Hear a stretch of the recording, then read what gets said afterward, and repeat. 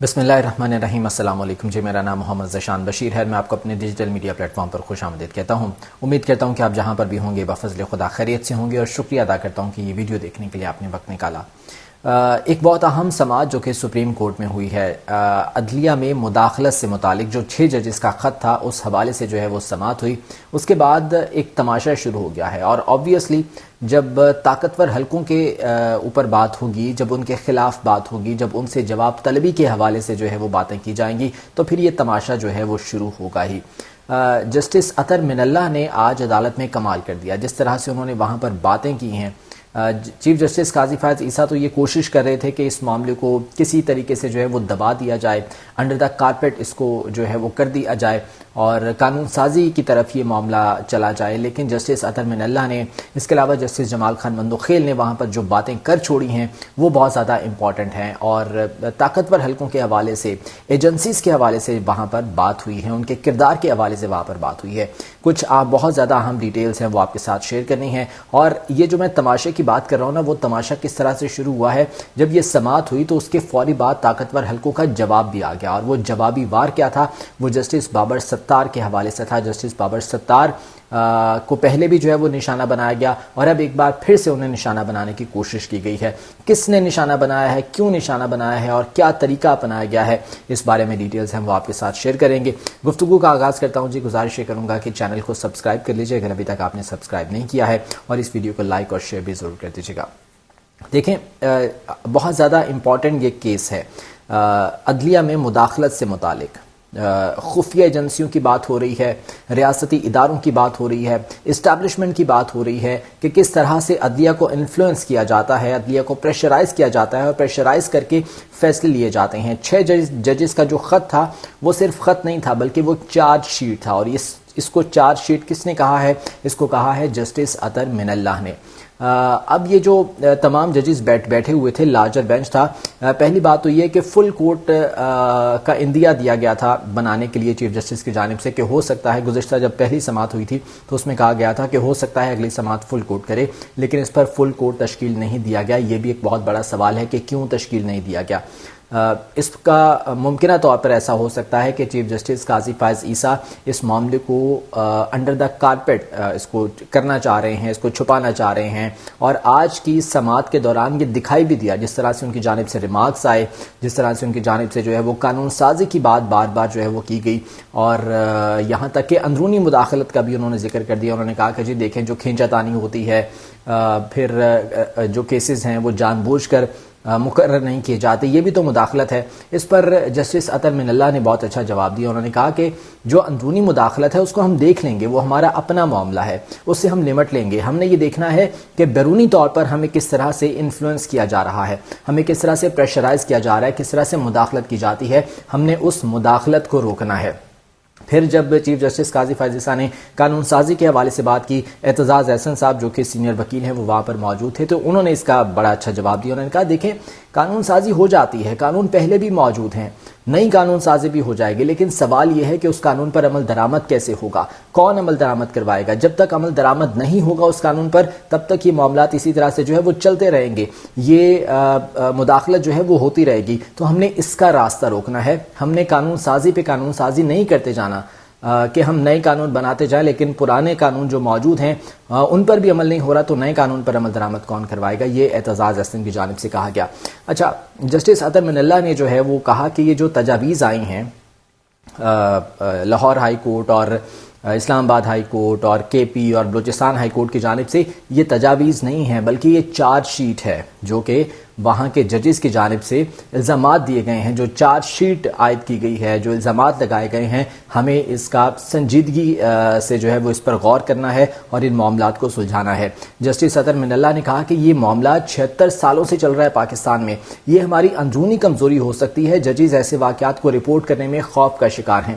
اچھا، میں آپ کو بتاؤں کہ اس پوری سماعت کے دوران بیچ میں 25 سیکنڈ کا کلپ ایک ایسا آیا تھا، 25 سیکنڈ وہ ایسے تھے جس میں بہت زیادہ سخت باتیں کی گئیں، اور بہت زیادہ جو ہے وہ کھل کر باتیں کی گئیں۔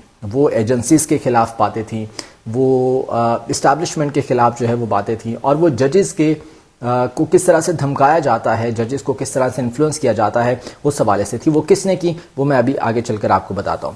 جسٹس اطہر من اللہ کہتے ہیں کہ جی ہائی کورٹ کے ایک جج کا ذاتی ڈیٹا سوشل میڈیا پر پھیلایا گیا, گرین کارڈ سمیت سب کچھ ان جج کی تعیناتی سے قبل جوڈیشل کمیشن میں تفصیل کے ساتھ بحث ہو چکی ہے. اندرونی معاملات کو ہم نے ٹھیک کرنا ہے. یہ گرین کارڈ کا معاملہ جسٹس بابر ستار کے حوالے سے تھا. اس وقت جسٹس اطہر من اللہ اسلام آباد ہائی کورٹ کے چیف جسٹس ہوا کرتے تھے جب جسٹس بابر ستار کا یہ گرین کارڈ کا معاملہ جو ہے وہ سامنے آیا تھا, اور اس پر بڑی تفصیل کے ساتھ اس وقت بحث ہوئی تھی. اس کا ذکر جو ہے وہ جسٹس اطہر من اللہ نے کیا. انہوں نے کہا کہ 2018 میں جو تضحیک آمیز مہم چلائی گئی, نادرا اور امیگریشن سمیت حکومت کے ماتحت اداروں سے ججز کے اہل خانہ کا ڈیٹا چرایا گیا. یہ تک بات ہوئی کہ ججز کے بچے کہاں پڑھتے ہیں.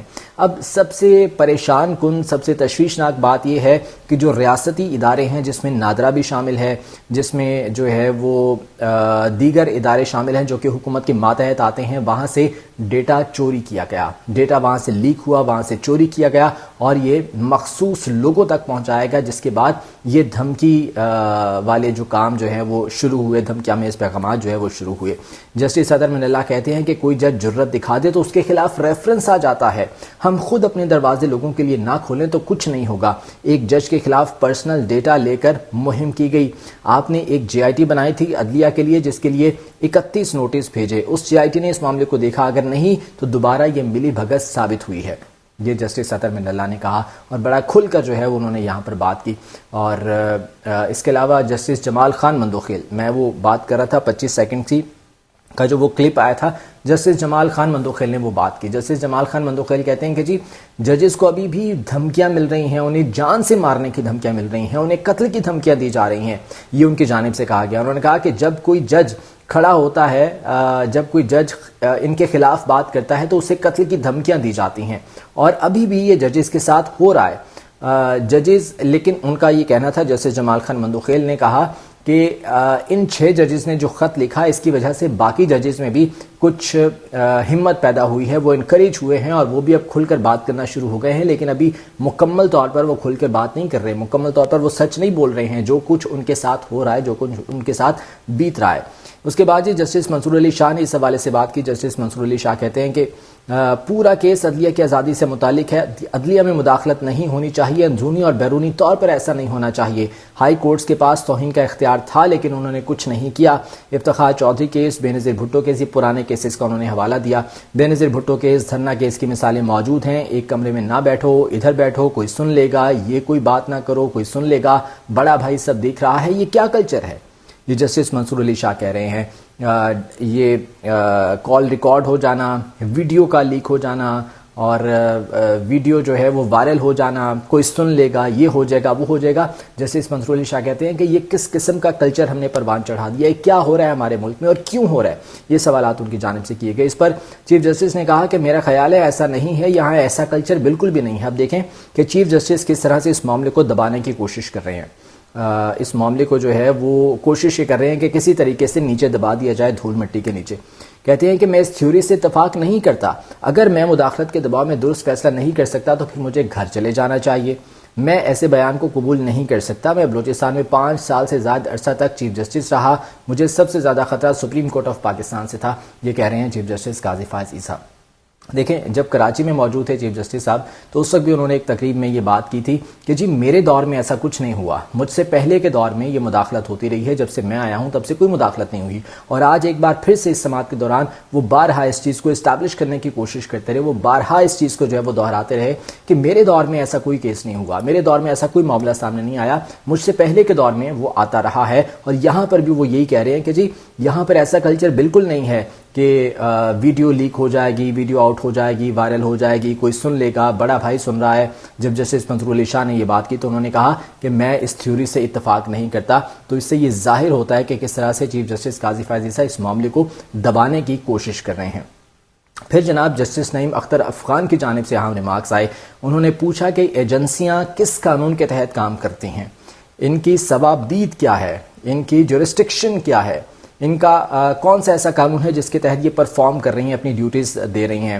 جسٹس نعیم اختر افغان نے کہا کہ ملک میں 3 ایجنسیاں ہیں، IB، ISI اور MI، یہ کس قانون کے تحت بنی؟ ہمیں آئندہ سماعت پر ان ایجنسیوں کے قانون کے بارے میں بتایا جائے کہ یہ ایجنسیاں کس قانون کے تحت کام کرتی ہیں۔ یہ بہت بڑی بات جسٹس نعیم اختر افغان نے کی ہے کہ وہ انہوں نے ایجنسیوں کے ضوابطیت سے متعلق، ان کی اتھارٹیز سے متعلق اور ان کے قانون سے متعلق وضاحت مانگی ہے کہ جی ہمیں بتایا جائے کہ یہ کیا کام کرتی ہیں، کس قانون کے تحت کرتی ہیں، ان کو کس قانون کے تحت جو ہے وہ بنایا گیا تھا۔ پھر جناب جسٹس اطہر من اللہ نے اٹارنی جنرل سے پوچھا، جب وزیر قانون اور اٹارنی جنرل نے ایک پریس کانفرنس کی تھی ان 6 ججز کے خط سے متعلق، اور اس میں کہا گیا تھا کہ جناب یہ جو خط لکھا گیا ہے یہ مس کنڈکٹ کے زمرے میں آتا ہے، یہ وزیر قانون نے یہ بات کی تھی۔ جسٹس اطہر من اللہ نے اٹارنی جنرل سے پھر یہ سوال پوچھا، کہتے ہیں کہ جی آپ نے پریس کانفرنس میں کہا کہ 6 ججز نے مس کنڈکٹ کیا ہے۔ اٹارنی جنرل نے جواب دیا نہیں جی ایسا کچھ بھی نہیں ہے۔ وہ بالکل وہاں پر بھولے بن گئے، جیسے انہیں کچھ پتہ ہی نہیں ہے۔ وہ کہتے ہیں میں نے تو ایسا کچھ نہیں بولا تھا، میں اسے ریجیکٹ کرتا ہوں، 6 ججز کا خط لکھنا کوئی مس کانڈکٹ نہیں تھا۔ اب دیکھیں جب پہلی سماعت ہوئی تھی اس کے بعد سے لے کے اب تک، یعنی کہ 30 اپریل تک ایک لمبا گیپ تھا، ایک پیریڈ تھا۔ اس دوران 6 ججز کے خلاف کس طرح سے محاذ کھولا گیا، انہیں کس طرح سے نشانہ بنایا گیا، جسٹس بابر ستار کو کس طرح سے نشانہ بنایا گیا۔ اب یہ سماعت جو ہے وہ ملتوی کی گئی ہے 7 مئی تک، یعنی کہ ابھی 7 روز ہیں اس میں۔ اب ان 7 روز میں اس ایک ہفتے میں اب کیا کچھ ہو سکتا ہے؟ دوبارہ سے کسی جج کو نشانہ بنایا جا سکتا ہے، دوبارہ سے کسی کے خلاف محاذ کھولا جا سکتا ہے، ممکنہ طور پر جسٹس بابر ستار اور یا جس طرح سے جسٹس اطہر من اللہ بہت سخت باتیں کر رہے تھے ان کے خلاف بھی یہ محاذ جو ہے وہ کھولا جا سکتا ہے۔ بہرحال عدالت تمام فریقین سے تحریری معروضات طلب کرتے ہوئے کہ اس کی سماعت 7 مئی تک کے لیے ملتوی کر دی ہیں، اور جو تجاویز آئی تھی مختلف ہائی کورٹس کی جانب سے انہیں بھی پبلک کرنے کا حکم دیا گیا ہے، اور یہ کہا گیا ہے کہ جی بتایا جائے کہ ان تجاویز میں کیا کہا گیا ہے۔ اچھا جب یہ معاملہ ہو گیا تو اس کے بعد طاقتور حلقوں کی جانب سے بھی جوابی وار کیا گیا۔ اب دیکھیں جب ان کے خلاف بات ہوگی، ایجنسیز کے خلاف، اسٹیبلشمنٹ کے خلاف بات ہوگی تو رد عمل تو آئے گا، لیکن رد عمل آنے کا جو ایک وے ہے، جو ایک راستہ ہے وہ کیا ہے، یہ بہت زیادہ امپورٹنٹ ہے۔ اب جسٹس بابر ستار کو پہلے بھی نشانہ بنایا گیا تھا۔ جسٹس بابر ستار کے حوالے سے گرین کارڈ کے معاملات اور دیگر مالی معاملات کے حوالے سے بات ہوتی رہی ہے۔ ایون کہ بہت اہم سٹیٹمنٹ اٹارنی جنرل منصور عثمان عوان کا بھی آیا، انہوں نے کہا کہ اگر گرین کارڈ سے متعلق اگر جسٹس بابر ستار کے خلاف کوئی بات ہوتی ہے تو میں استعفیٰ دے کے میں ان کا کیس جو ہے وہ میں لڑوں گا، انہیں میں ڈیفینڈ کروں گا۔ اب بہت سے ایسے لوگ ہیں جو کہ طاقتور حلقوں کو ریپرزینٹ کر رہے ہیں۔ محسن نقوی کی مثال آپ لے لیں، اس سے پہلے جو نگران وزیر اعظم تھے انوار الحق کاکڑ، ان کی مثال آپ لے لیں، وہ کن حلقوں کو ریپرزینٹ کر رہے تھے، کہاں سے وہ آئے تھے۔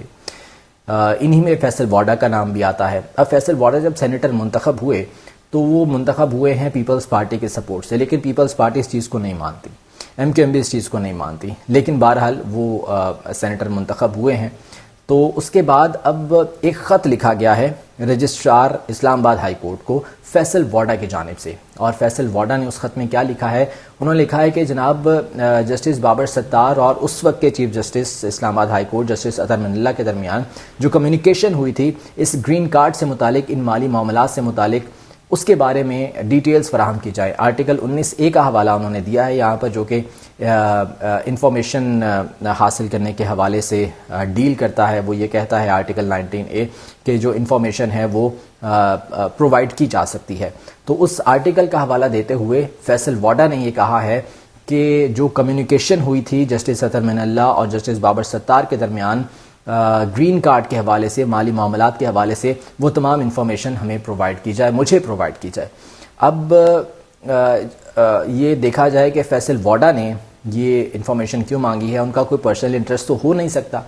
اب کس کے کہنے پر مانگی ہے، میرے خیال سے یہ بتانے کی ضرورت نہیں ہے، تمام لوگ جانتے ہیں کہ وہ کن کے نمائندے ہیں، کن کے کہنے پر وہ کام کرتے ہیں۔ تو یہ انفارمیشن، یہ تمام تر معلومات فیصل واڈا نے نہیں مانگی ہیں، بلکہ یہ معلومات کہیں اور سے مانگی گئی ہیں۔ فیصل واڈا کو صرف ایک ذریعہ بنایا گیا ہے، ایک چینل کے تھرو جو ہے یہ معلومات اب حاصل کی جا رہی ہیں۔ تو اب دیکھتے ہیں کہ اس معاملے میں آگے چل کر کیا ہوتا ہے، لیکن 7 مئی تک اب یہ سماعت ملتوی کی گئی ہے۔ اب ان ججز کو ممکنہ طور پر دوبارہ سے نشانہ بنانے کی کوشش کی جائے گی، لیکن امید کرتے ہیں کہ یہ راستہ ونس فار آل بند ہو جائے، یہ ہمیشہ کے لیے بند ہو جائے، کسی بھی قسم کی کوئی مداخلت نہ ہو سکے، کیونکہ عدلیہ کا کردار پاکستان کی تاریخ میں بہت زیادہ اہم ہے. عمران خان ہمیشہ سے یہ بات کرتے آئے ہیں اور آج جس طرح سے ریمارکس آئے ہیں سینئر ججز کی جانب سے عدالت میں، جسٹس عطا من اللہ ہو گئے، جسٹس جمال خان مندوخیل ہو گئے یا جسٹس نعیم اختر افغان ہو گئے، انہوں نے جو ریمارکس دیے ہیں وہ عمران خان کی بات کو سچ ثابت کر رہے ہیں. عمران خان ایک طرح سے اپنا وہ کیس جیت گئے ہیں کہ جو وہ مداخلت کی بات کیا کرتے تھے، جو وہ انٹرفیرنس کی بات کیا کرتے تھے، وہ بات سچ ثابت ہوئی ہے. تو اس کا مطلب ہے کہ عمران خان ایک بار پھر سے جیت گئے ہیں، ایک بار پھر سے فتح ان کی جھولی میں آن گری ہے. آج کے ولاگ سے اتنا ہی. اپنا بہت سا خیال رکھیے گا. مجھے اجازت دیجیے. اللہ نے کے بعد.